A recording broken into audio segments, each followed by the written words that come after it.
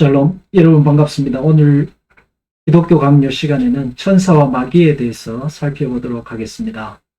제14장은 창조된 온 세상과 그 안에 있는 만물들 속에서도 참되신 하나님은 거짓 신들과 구별되신다 하는 주제를 담고 있습니다. 제14장의 구성은 1에서 22항까지 있는데 1에서 2항은 세계와 인간 창조에 대해서, 3에서 12항은 천사에 대해서, 13항에서 19항은 하나님의 목적하에 있는 마귀, 그리고 20에서 22항은 창조에 관한 영적 교훈을 담고 있습니다. 결론적으로 말하면 하나님께서 이 세상을 창조하신 이유는 하나님의 그 하나님 되심을 드러내시기 위해 창조하신 것입니다. 하나님이 어떤 분이시고 인간이 어떤 존재인가를 계시하시기 위해 그 창세기가 기록되었다는 것입니다. 그래서 우리가 하나님의 이 창조를 생각할 때에 하나님께서 창세기를 통해 하나님의 창조의 사역을 기록하신 그 목적을 늘 잊지 않아야 됩니다. 그 목적이 뭐냐면 창세기의 기록 목적은 하나님의 역사성이다. 역사성입니다. 하나님의 하나님 되심을 역사를 통해서 우리에게 알리시기 위해서 창세기가 기록되어 있다는 겁니다. 역사라는 것은 현실이고 실존입니다. 인간 존재는 이 현실과 실존 안에 있습니다. 그래서 인간 존재의 의미라는 것은 이 창조의 역사 속에 계신 하나님을 통해서 이해되어야 한다. 다른 말로는 구속사를 통해서 이해되어야 한다는 것입니다. 그래서 하나님께서 이 창조의 기사를 창세기에 두신 이유는 세상이 어떻게 창조되었느냐를 그 창조의 방식, 시간 혹은 창조의 그 세부 사항을 기록하시기 위한 것이 목적이 아니라 인간이 어떤 존재이고 왜 하나님께서 예수 그리스도를 보내셨고 왜 인간은 하나님을 하나님으로 섬겨야 하는가 하는 그 신앙의 이유를 밝히기 위한 것입니다. 그렇기 때문에 그 창세기가 기록된 목적의 그 한계를 넘어서서는 안 되겠다는 것입니다. 하나님을 아는 것의 한계를 넘어서지 말자. 하나님의 창조, 하나님께 세상을 창조하셨는데 그 창조를 바라보는 우리의 생각이 하나님을 아는 것의 한계, 성경이 우리에게 알려주는 목적 외에 다른 것을 생각지 말자는 것입니다. 지혜와 권능과 의에 있어서 이해할 수 없으며 우리 눈으로서는 감히 볼 수 없는 하나님께서 자신의 산 형상을 보여주는 거울로서 모세의 역사를 우리 앞에 두셨다는 사실을 기억하자 했습니다. 하나님의 살아있는 형상을 보여주는 거울로서 모세의 역사를 우리 앞에 두셨다. 모세의 역사라는 것은 모세오경인데 그 중에서도 모세오경, 그러니까 하나님의 창조부터 시작해서 하나님의 구속의 역사를 우리 앞에 두셨다는 그 이유를 기억하자는 겁니다. 노년이나 허약 혹은 어떤 결함 때문에 눈이 어두워지면 안경의 도움이 없이는 아무것도 명확히 볼 수 없는 것처럼 우리의 무력함도 그와 같아서 하나님을 찾을 때 성경이 우리를 인도해 주지 않는다면 즉시 혼란에 빠지게 된다. 성경이 우리에게 하나님께서 모세를 통해서 모세를 통해 성경을 기록하게 하시고 그 성경을 통해서 우리에게 알리신 그 목적, 그 안에 있자는 것입니다. 창조는 인간 역사의 주인이 하나님 되심을 선포하십니다. 창조 자체를 설명하시기 위한 목적이 아니다. 그러므로 성경의 인도하심 안에 머물자. 밖으로 넘어가지 말자. 괴상한 질문을 하지 말자 하는 것입니다. 그러므로 하나님께서 우리를 제한하기를 원하시는 울타리. 말하자면 우리가 제멋대로 방황하며 헤매지 않도록 우리의 마음을 가두어 두시기를 원하시는 그 울타리 안에 즐거이 머물자. 하나님의 창조의 목적 안에 머물러 있자는 것입니다. 어리석은 질문하죠. 창조 전에 하나님 무엇이는가? 어느 지혜로운 노인의 대답은 그런 의문을 가진 자들을 위해입니다. 지옥을 준비하셨다.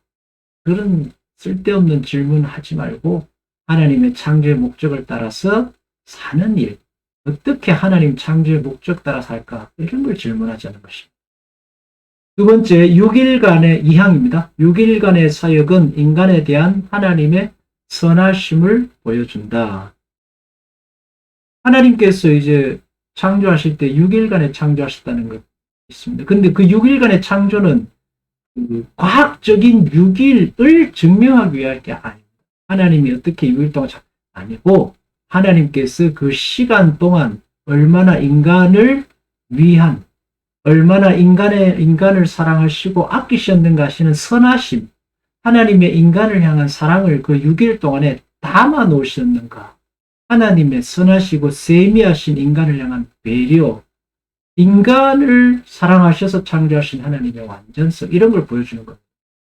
하나님께서는 이 우주의 모든 좋은 것을 아끼지 않고 주신 후에 아담을 창조하셨는데, 모든 좋은 것을 아끼지 않고 주신 후에 아담을 창조하셨다. 우리는 이와 같은 사물의 순서에서 인류에게 보여주신 하나님의 구성적인 사랑을 깊이 생각하지 않으면 안 된다. 왜 이 창조에서 하나님의 구성적 사랑을 이야기하냐면 예수 그리스도의 이 구속사역을 나중에 이야기하기 위해서입니다. 하나님의 이 창조사역에 담겨져 있는 이 사랑, 하나님의 구성에 하나님의 선하심이 예수 그리스도를 통해서 구속사역으로 우리에게 다시 오신다는 것이죠. 빛과 어둠, 동물, 식물 등을 창조하기 계시는 인간을 창조하실 때 얼마나 고통스러웠겠는가를 생각해보면 알 수 있죠. 하나님의 선하신 창조. 인간을 먼저 만들어 놓고 거기다가 그 다음에 빛과 어둠을 만들고 그 다음에 얼마나 인간이 힘들었겠습니까?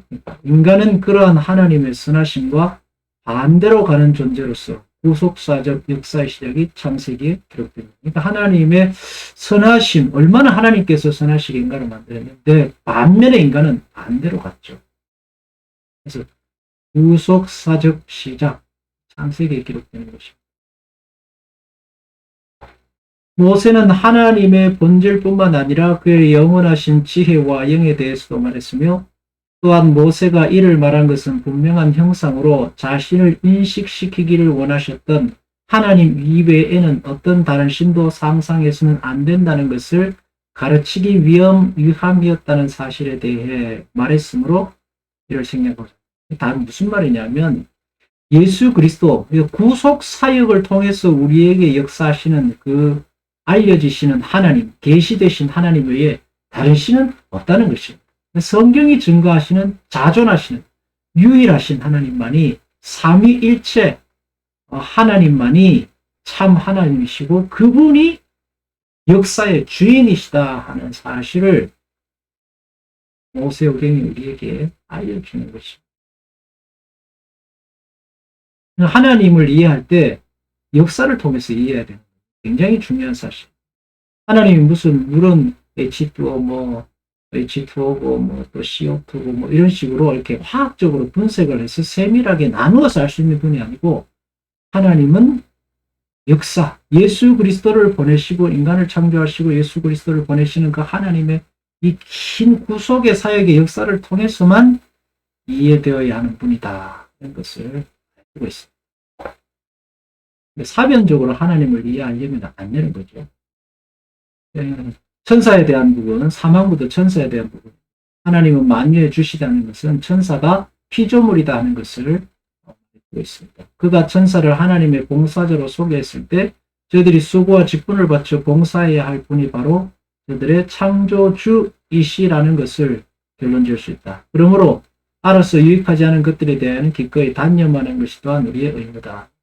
천사에 대해서 너무 심각하게 성경이 말하고 있지 않은 부분에까지 힘을 기울이지 말자는 것입니다. 천사는 피조물입니다. 천사는 피조물. 하나님께서 하나님의 그 일을 시키기 위해 만든 피조물. 우리는 천사에 대해 사변에 빠질 것이 아니라 성경의 증거를 찾아야 한다. 성경을 읽을 때 우리는 건덕에 도움이 되는 것을 찾아내어 명상하도록 끊임없이 힘써야 합니다. 그러니까 성경을 읽을 때 우리의 궁금증과 호기심을 해결하기 위해서 읽으면 안 되고, 하나님께서 우리에게 말씀하시고 명령하시는, 인간이 인간답게, 하나님 백성답게, 자녀답게 사는 그런 건덕에 도움이 되는 것을 찾아 읽어야 한다. 호기심에 빠지거나 무익한 것을 탐구하는 데 마음을 기울여서는 된다. 하나님이 될 수 없는 것을 창조하실 수 있느냐라는 것이라든지 말도 안 되는 그런 데 호기심을 갖지 말자는 겁니다. 소용없는 문제들이 아니라 건전한 경건과 자기에 대한 경외, 참된 신뢰, 성결의 의무와 같은 문제에 대하여 가르치시기를 원하시므로 이러한 지식으로 만족하자. 다른 말로 하면 이러한 신앙을 세우는 데에 필요한 것이 성경에 있다는 것이고, 그거로 만족해야지 더 넘어가지. 성경은 우리의 사병과 궁금증에 대한 해답이 아니다. 성경은 우리가 어떠한 존재, 피조물이고 구속받아야 할 죄인이고 인간됨이 무엇인지, 우리의 왕이 누구이신가에 대한 선포일 것입니다. 5항 성경에 나타난 천사의 명칭. 천사의 명칭은 여러 가지가 있는데, 하늘의 영이시고 하늘의 영이고 하나님께서 그들을 봉사와 임무를 통하여 자신이 작정하신 바를 모두 수행케 하신다는 것을 보게 된다. 이 명칭이 천사들에게 적용되었는데 그것은 하나님께서 자신을 인간에게 계시하시기 위하여 그들을 중재의 사자로 사용하시기 때문이다 했습니다. 천사의 명칭에 너무 큰 의미를 부여하지 말자는 뜻입니다. 하나님께서 부리시는 영들로서 하나님의 종들이고 피조물들입니다. 그게 미가엘이니 우리엘이니 해서 계급을 나누고 그 이름을 두어서 거기에는 너무 큰 의미를 두지 말라는 거죠. 천사의 명칭은 하나님을 위해 봉사하는 존재라는 것에 다름 아닙니다. 신자의 보호자이며 조력자인 천사. 천사는 분명 신자의 보호자의 조력자로서 하나님께서 부르시는 종들입니다. 성경은 위로와 신앙을 강화하는 데 가장 도움이 되는 효과적인 교훈의 강점을 둔다. 천사는 우리들에 대한 하나님의 은혜의 분배자요 관리자라고 하는 것이다. 천사가 하나님의 명을 받아 신자를 보호하고 인도하고 돌봐줍니다. 그러나 천사가 기도의 대상이거나 신앙의 대상은 아닙니다. 구약 성경에도 보면 있고 신약 성경에도 예수님 고난 받으실 때 천사가 와서 예수님을 돕고 베드로가 감옥에 갇혔을 때 감옥에서 끌어내주고 하는 부분, 천사가 신자 신앙생활을 돕죠. 하나님의 명을 받았어요. 그렇지만 기도나 신앙의 대상은 아니라는 것입니다. 또 천사들, 이 얘기는 왜 하냐 하면 각 개인마다 수호 천사가 있느냐 하는 질문들을 하는데, 칼빈의 견해는 각 개인에게 붙여진 수호 천사에 대해서는 불확실하다. 없는 거지. 없다라는 것이 그의 견해입니다. 다만 확실하게 주장해야 될 것은 한 천사만이 우리 각자를 돌보고 있는 것이 아니라 모든 천사가 한 마음으로 우리의 구원을 지키고 있다는 사실. 하나님께서 천사들을 통해서도 우리의 구원을 지키시고 보호하셔서 우리가 하나님께서 구원하신 신자는 어떠한 방법으로든지 하나님의 나라에 이룰 수 있도록 하신다 하는 하나님의 약속의 신실, 하나님의 약속을 지키기 위해서 천사들을 보내신다. 환랑은 천사의 계급과 수와 모양인데, 계급, 다니엘이 미가엘을 가리켜 대군, 유도가 그를 천사장, 또 바울도 나팔소리와 함께 사람들 심판자리에 모는 바로 천사장이라고 하는 그러나 누가 이상의 몇 기절을 근거해서 천사들의 존귀의 정도를 결정짓고 각 천사들을 칭호로 구별짓고 위치와 지위를 각자에게 배정할 수 있게. 그러니까 천사를 계급을 나눠서 사람들이 숭배하는 그런 거 하지 말자는 것입니다. 천사에게 붙여진 명칭들은 우리 능력의 약함 때문에 그것을 돕는 천사들에게 적용된 이름일 뿐이지, 그 이름이 특별히 천사의 능력이 높고 낮고 이런 것을 나타내는 것은 아니라는 것이죠. 지나친 관심을 가질 필요가 없다는 것입니다. 더욱이 천사의 수와 계급에 대해서는 종말에 갔어야 비로소 그 완전한 계시를 알게 될 신비에 속하는 것으로 해두자. 그러므로 지나친 호기심은 금물. 구왕은 천사는 단순한 관념이 아니라 실제다 했습니다. 천사가 있냐? 있습니다. 실제냐? 실제 합니다. 예수님 성경 말씀대로 기록되어 있다. 천사는 부리는 영, 봉사를 통하여 자기 백성을 보호하시고 천사들을 통하여 하나님은 인간에게 자비를 베푸시고 남은 일들을 시작하신다. 예수님 40일에 12명이나 그들은 천사를 베드로에게서 나오면서 구약성의 천사들이 선지자들을 돌보고 인도하사. 그렇죠? 천사는 실제합니다. 신약 성경에 나타난 천사에 대한 어떤 견해들은 400년 7장 53절을 보면 너희는 천사가 전한 율법을 받고도 지켜야 하니까 천사의 중요한 일들 중에 한 율법의 전수. 갈라디아서 3장 19절에 율법은 무엇이냐? 범법함으로 더하여진 것이라 천사들을 통하여 한 중보자의 손으로 베푸신 것인데 약속하신 자손이 오시기까지 있을 것이라. 천사 통해서 율법이 주어졌다. 천사 율법을 만든 것은 아니고 천사들을 통해서 인간에게 주어지는 내 천사가 어느 정도 그 운반자로서의 역할을 감당했다. 사도행전과 갈라디아서의 말씀입니다. 그렇지만 천사들에게는 신적 영광은 돌아가지 않습니다. 하나님이 가지신 하나님만의 비공유적 속성이 천사에게 있습니다. 그래서 천사를 신적 존재로 여겨서 섬기는 것은 미신. 하나님의 수종자일 뿐 하나님과 그리스도 예수님께서 가지신 신적 영광을 가진 존재는 아니다. 천사를 숭배할 필요는 전혀 없습니다. 11항 하나님께서 천사들을 사용하신 되 하나님을 위해서가 아니라 인간을 위해 사용하신다.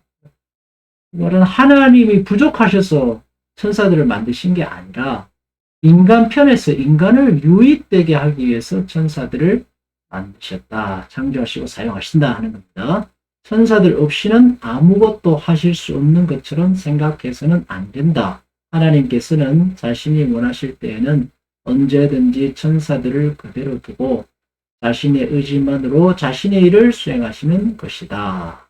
따라서 하나님은 어떤 어려움을 덜기 위해 저들의 도움을 받으시는 것도 아니다. 하나님께서 천사를 사용하시는 것은 우리의 약함을 위로하기 위함이며 이 위로는 우리의 마음으로 선한 소망을 가지게 하거나 또는 안전의 확신을 가지게 하는데 조금도 부족함이 없는 것이다. 그래서 우리의 부족함과 연약함을 돕기 위해서 하나님께서 천사를 사용하신다 하는 것입니다. 천사는 우리가 주님만을 바라보는 것에 방해가 되지 않다. 다른 말은 천사에게 관심을 갖지 않아도 된다는 것입니다. 우리를 구원하신 예수 그리스도와 삼위 하나님, 성삼위 하나님께 우리의 신앙과 마음을 두면 하나님께서 알아서 필요할 때 우리에게 천사를 보내시고 그 통해서 일하신다는 거죠. 천사의 직무에 대해서 무슨 말을 하든 우리는 쓸데없는 의혹을 극복하고 하나님께 대한 우리의 수목을 하나님은 영적 존재인 천사까지도 우리를 돕고 섬기기 위해 창조하신 분이시다. 우리의 지위와 존재가 하나님 앞에 얼마나 영광스럽고 명예로운 존재인지를 알아야 한다. 현재 창조를 통해서도 유기관의 창조를 통해서도 창조하시고 인간을 만드신 하나님의 선하심 그리고 천사를 보내셔서도 우리를 도우시는 그 하나님 앞에 우리가 얼마나 영광스러운 존재인지를 알아야 된다. 이 말은 왜 하냐? 예수 그리스도의 피로서 그럼에도 불구하고 하나님을 떠난 구원하기 위해 오신 예수 그리스도 그분의 그 어떤 사역의 그 정점 여기로 그 모든 것이 이제 포커스가 맞춰져 가는 거예요. 그래서 이 기독교 강요의 그 중심 포커스도 예수 그리스도의 십자가와 구속의 사역의 그 중심이 맞춰져 있는 것입니다. 마지막 그림 하나 볼까요? 천사들의 모든 사역은 오직 그리스도의 중재 은혜를 통해서만 우리에게 미친다는 것을 명심하자.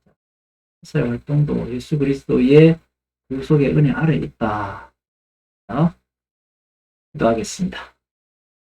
하나님, 우리를 사랑하신 무한하신 하나님의 사랑, 창조를 통해서, 천사를 통해서 하나님을 믿는 믿음이 하나님의 뜻에 따라 떠나요. 믿음의 테두리 안에 거룩함으로 나아가게 우리를 창조하시고 사랑하시고 구속하신 구원하신 하나님께 감사 예수님 이름으로 기도합니다.